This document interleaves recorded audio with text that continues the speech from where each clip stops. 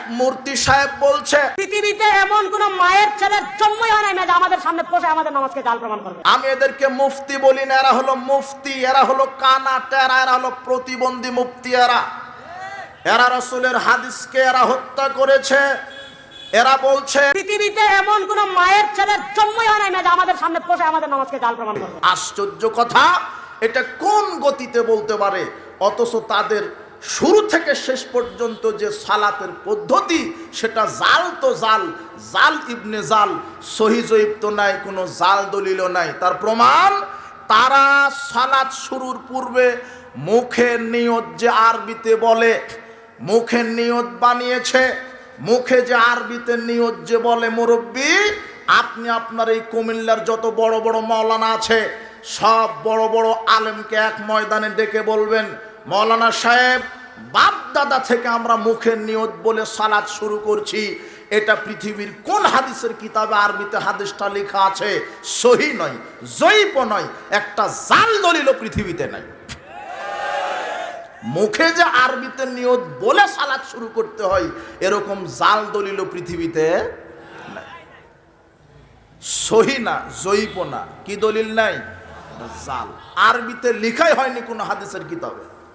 নাওয়াইতু আনুসাল্লি আলিল্লাহি তাআলা ফি যুহরি আরবা রাকা ফিল আরবা আসরে আরবা রাকা, এই যে আমি নিয়ত করলাম জোহরের 4 রাকাত সালাতের জন্য, আসরের 4 রাকাত সালাতের জন্য, তোমার হুজুর যে মুখে আরবিতে নিয়ত বলল বানিয়ে, এটা সহি নয়, জয়ীফ নয়। পৃথিবীর কোনো হাদিসের কিতাবে আজ পর্যন্ত জাল হাদিসও আরবিতে লেখা হয়নি, অথচ চলছে। আপনি সালাতে এইভাবে তাশাহুদের বৈঠকে বসে তাশাহুদ নাড়াচ্ছেন, তাশাহুদ আঙ্গুল, শাহাদাত আঙ্গুলি, আশহাদু আল্লা ইলাহা ইল্লাল্লাহ ওয়া আশহাদু আন্না মুহাম্মাদ রাসূলুল্লাহ, টপ করে একবার জাগিয়ে টপ করে নামিয়ে দিলেন। এরকম দলিল একটা জাল দলিলও পৃথিবীতে নাই। এই কুমিল্লার সব বড় বড় হুজুরকে এক ময়দানে এনে বলেন যে হাদিসটা কোথায় আছে। আপনি পায়ে 4 আঙ্গুল ফাঁকা রেখে দাঁড়ান, আধ হাত ফাঁকা রেখে দাঁড়ান, পৃথিবীর মাটিতে একটা জাল দলিলও নাই পায়ের ফাঁক রেখে দাঁড়ানো। নারী পুরুষের সালাতের একই বিধান, নারী পুরুষের সালাতের পৃথিবীতে কোনো পার্থক্য নাই। স্বভাবগত পার্থক্য আছে কি? নারীরা তাদের জামাতে ইমামতি করবে, নারীরা তাদের কাতারের মাঝখানে থেকে নারীদের ইমামতি করবে, নারী সামনে গিয়ে ইমামতি করতে পারবে না, এটা তাদের স্বভাব। নারীদের কণ্ঠ পর্দা, তাই তারা সালাতে লুকমা মুখে উচ্চারণ করে দিতে পারবে না। আপনার বাহুর উপরে তালি দিয়ে লুকমা দিবে, কেন? তাদের কণ্ঠটাও পর্দা। এটা হলো নারীদের স্বভাব। নারী পুরুষের সালাতের কোনো পার্থক্য নেই, নারী পুরুষের সালাতের কোনো পার্থক্য নেই। নারী পুরুষের বিধান সালাতের একই, কিয়াম কুদ রুকু সেজদা একই। নারীরাও 5 ওয়াক্ত সালাতে একামাত দিয়ে সালাত আদায় করবে। নারীরা রাত্রের 3 ওয়াক্তের সালাত সরবে কেরাত করবে, কণ্ঠ হবে নিচু। আমরা পুরুষেরা মাগরিব এশা ফজর জোরে কেরাত করি। অধিকাংশ মা বোন 5 ওয়াক্ত সালাতি চুপে চুপে মনে মনে তেলাওয়াত করে। জি না, নারীরাও মাগরিব এশা ফজর সরবে কোরআন তেলাওয়াত করবে, ফাতিহা অন্য সূরা পাঠ করে রুকু সেজদা করে সালাত আদায় করবে, তবে কণ্ঠ হবে নিচু। নারী পুরুষের সালাতের কোনো পার্থক্য নেই। কিছু প্রতারক বলছে যে পুরুষ নাভির নিচে হাত বেঁধে সালাত আদায় করবে আর মহিলা বুকের উপরে বেঁধে সালাত আদায় করবে। এটা একটা টাটকা ভণ্ডামি ফতোয়া ছাড়া কিছু নয়। একটাও না, এমনিতেই চলছে এগুলি। এদেশের হাফেজ সাহেবেরা বলছে সাদাকাল্লাহুল আজিম। এদেশের হাফেজ সাহেব কোরআন তেলাওয়াত শেষে বলছে সাদাকাল্লাহুল আজিম। সহি নয়, জয়ীফ নয়, একটা জাল দলিল পৃথিবীর মাটিতে হাদিসের কিতাবে আজ পর্যন্ত এই দোয়া আরবিতে লেখা হয়নি, অথচ হুজুর চালায়। হুজুর বলছে সাদাকাল্লাহুল আজিম, আর ও নাকি বলছে যে ওর সালাত জাল প্রমাণ করতে হবে। জায়নামাজের দোয়া তৈরি করেছে, জায়নামাজের দোয়া বলে দোয়া শরীয়তে নেই, সহি নয়, জয়ীফ নয়, জাল দোয়াও নেই। কথা বুঝেননি? জায়নামাজের দোয়া বলে দোয়া নেই। জায়নামাজের দোয়া বলে যে আয়াতটা তেলাওয়াত করে ওটা কোরআন মাজিদের আয়াত, কিন্তু রাসূল সাল্লাল্লাহু আলাইহি ওয়াসাল্লাম থেকে জায়নামাজের দোয়া হিসেবে সহি নয়, জয়ীফ নয়, একটা জাল দলিল এরা দেখাতে পারবে না। কথা বুঝেছেন? এটা জাল দলিলও নাই। আশ্চর্য কথা, টোটাল সালাতটাই চলছে একেবারে একটা ভুয়া সালাত, যেই সালাতের সাথে রাসূল সাল্লাল্লাহু আলাইহি সাল্লামের তরিকার 5 পয়সা কোনো সম্পর্ক নেই। বলছিলাম মুনাফিকদের সালাত, এরা রুকু সেজদা চুরি করে। মুনাফিকদের 4 নাম্বার বৈশিষ্ট্য, এরা সালাত আদায় করে আবার পাপ কাজও করে বেড়ায়। ওই হাদিসটা বোঝাতে গিয়ে বললাম হালাল হারামের ব্যাপারটা। রাসূল সাল্লাল্লাহু আলাইহি সাল্লাম মুসান্নাফ ইবনে আবি শাইবার 30,992 নম্বর হাদিসে বললেন যে মসজিদ ভরা মুসল্লি থাকবে, কারো ভিতরে কি থাকবে না? ঈমান। তার মানে মুরব্বি 20 বছর ধরে সালাত আদায় করে, 20 বছর ধরে জর্দাও খায়, এই মুরব্বির সালাত কবুল হয় না। মসজিদের ক্যাশিয়ার সভাপতিত্ব করে 40 বছর ধরে, মসজিদের সেক্রেটারি সভাপতি দুর্নীতিও করে, সুদের ব্যবসাও করে। এ হলো বেঈমানদার। মসজিদ ভরা মুসল্লি থাকবে, ঈমান থাকবে না, সালাত আদায় করবে, পরকিয়া করবে, সালাত আদায় করবে, প্রেম করে বেড়াবে, সালাত আদায় করবে, পয়লা বৈশাখ পালন করে বেড়াবে, সালাত আদায় করবে, 31st দিবস পালন করে বেড়াবে। আশ্চর্য কথা, এদেশ মুসলিম দেশ, আমরা কোনো বিজাতি সংস্কৃতি মেনে নেব? পয়লা বৈশাখের সাথে মুসলমানের কি সম্পর্ক হলো? 31st নাইট দিবসের সাথে মুসলমানের কি সম্পর্ক হলো? আমি মুসলিম, বিশ্ব ভালোবাসা দিবসের সাথে আমার কি সম্পর্ক হলো? আমার কেন বিশ্ব ভালোবাসা দিবস পালন করতে হবে একদিন? মুসলিমদের প্রত্যেকটা দিন ভালোবাসা দিবস। আমি আমার বোন, আমি আমার মাকে ভালোবাসবো, আমি আমার বোনকে ভালোবাসবো, আমি আমার স্ত্রীকে ভালোবাসবো, আমি আমার ছেলেকে ভালোবাসবো, আমি আমার মেয়েকে ভালোবাসবো, আমি আমার পিতা মাতাকে ভালোবাসবো। মুসলমানের জন্য একটা দিন নির্দিষ্ট করে বাহির করার কোনো প্রয়োজন নেই। আরে নির্দিষ্ট করে একটা দিন ভালোবাসা বাহির করবে তো তারাই, ওই যে আমেরিকা, ব্রিটেন, পাশ্চাত্য সভ্যতা, যাদের সার্টিফিকেটে বাপের নাম লিখতে পারে না, মায়ের নাম লিখতে হয়। কেন? ষাঁড় আপনার গাভীর জানা নাই তার ওই বাছুরটা কোন ষাঁড়ের বীজ দ্বারা তৈরি হয়েছে। এদের বিশ্ব ভালোবাসা দিবস প্রয়োজন।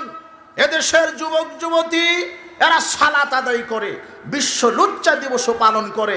এরা হলো বিশ্ব মুনাফিক, এরা বিশ্ব মুনাফিক।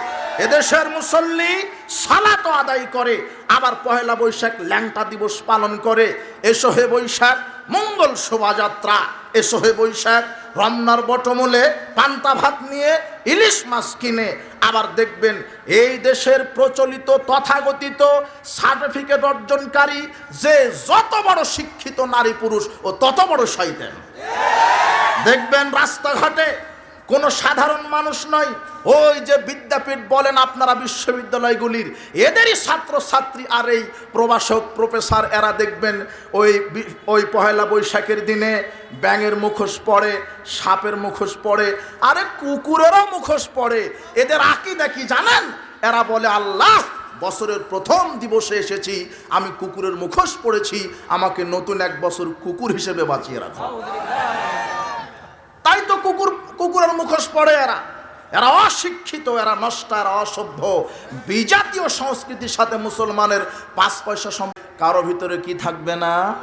ঈমান।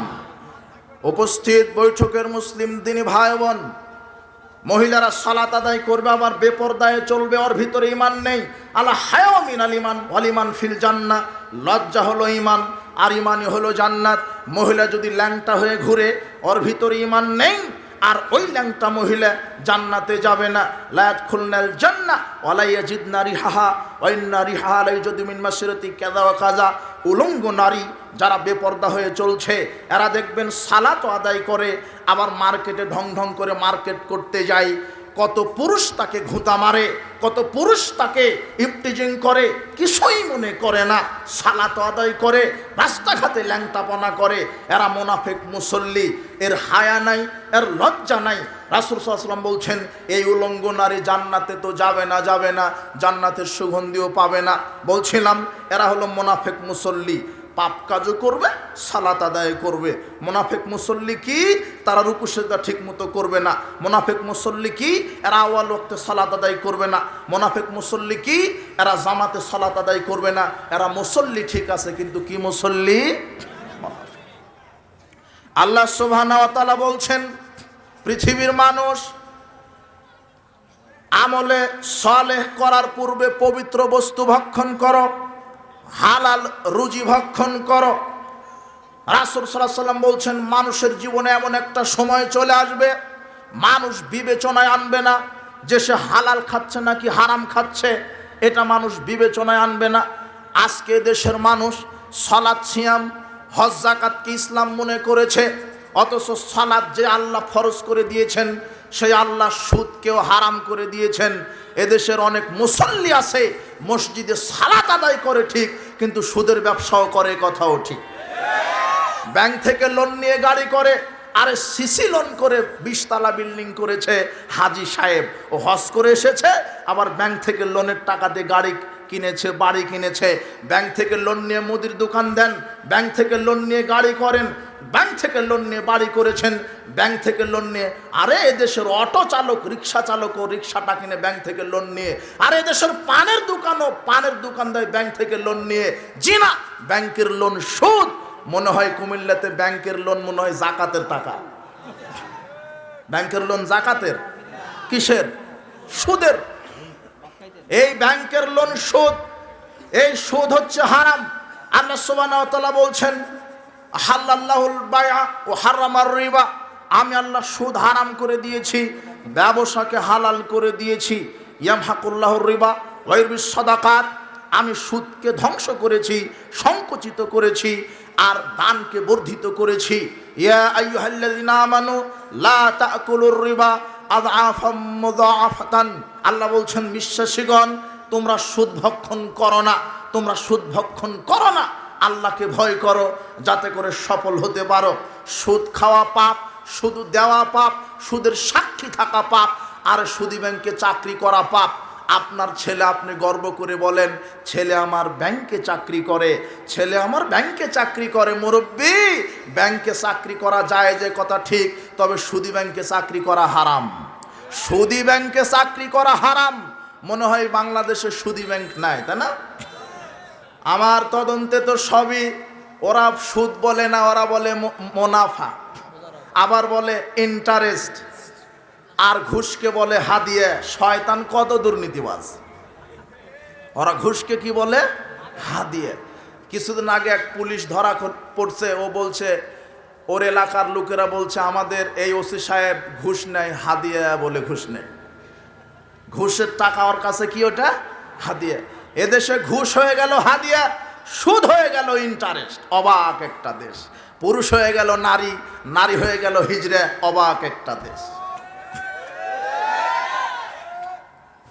পুরুষ পড়বে প্যান্ট টাকনুর উপরে, মহিলা পরে প্যান্ট টাকনুর উপরে, আর পুরুষ পড়ে টাকনুর নিচে। অবাক একটা দেশ। এদেশ এমন একটা দেশ শিরক বিদআতকে মনে করে ধর্ম। বলছিলাম সুদ হারাম, সুদের ব্যবসা করা হারাম, সুদী ব্যাংকে চাকরি করা হারাম। সুদী ব্যাংকে চাকরি করার চাইতে ভিক্ষা করে খাওয়া যায়। সুদী ব্যাংকে চাকরি করে ৮০,০০০ টাকা বেতন উঠিয়েছেন, আর ভিক্ষা করে মাসে ৩০,০০০ টাকা পেয়েছেন। সুদী ব্যাংকের বেতনের ৮০,০০০ টাকা দিয়ে গরুর গোশত কিনে ইবাদতে দাঁড়িয়েছেন, আপনার ইবাদত কবুল হবে না। আর ভিক্ষা করা টাকা দিয়ে যদি পুঁটি মাছ কিনে ইবাদতে দাঁড়ান, আল্লাহ আপনার ইবাদত কবুল করবেন। ভিক্ষা করে খাওয়া যায়, সুদ হারাম, সুদী ব্যাংকে চাকরি করাও হারাম। বলছিলাম আবু হুরায়রা রাদিয়াল্লাহু আনহু বলছেন, রাসূল সাল্লাল্লাহু আলাইহি ওয়াসাল্লাম বলেছেন, আর রিবাউ সাবনা জুজান, সুদের পাপের ৭০টি ভাগ আছে। আইসারুহা আয়ানকা রাজুলুম মাহু, সবচেয়ে ছোট পাপ হলো নিজের মায়ের সাথে জেনা করা। সবচেয়ে ছোট পাপ হলো নিজের মায়ের সাথে জেনা করা। কি আশ্চর্য পাপ! এই সুদের পাপ থেকে বিরত থাকতে হবে যুব সমাজ। সুদী লোন, ব্যাংকের লোন থেকে বিরত থাকো। ব্যবসা করো, হালাল ব্যবসা, কঠোর পরিশ্রম করে এরপরে ব্যবসা করো। ব্যাংকের লোনের উপরে নির্ভর করো না।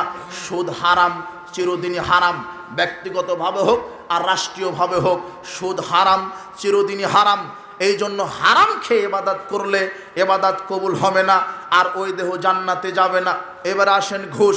এদেশের মানুষ ঘুষ খায়, ঘুষ প্রদান করে, লানা রাসূলুল্লাহ সাল্লাল্লাহু আলাইহি ওয়াসাল্লাম আরাশিয়াল মুরতাশি, রাসূল সাল্লাল্লাহু আলাইহি ওয়াসাল্লাম নিজে লানত করেছেন যে ঘুষ দেয়, যে ঘুষ খায়, ঘুষ প্রদানকারী, ঘুষ গ্রহণকারী উভয়ের উপরেই রাসূল সাল্লাল্লাহু আলাইহি ওয়াসাল্লামের লানত। এই জন্য ঘুষ দেওয়া, ঘুষ নেওয়া থেকে বিরত থাকবেন, জাহান্নাম সুনিশ্চিত।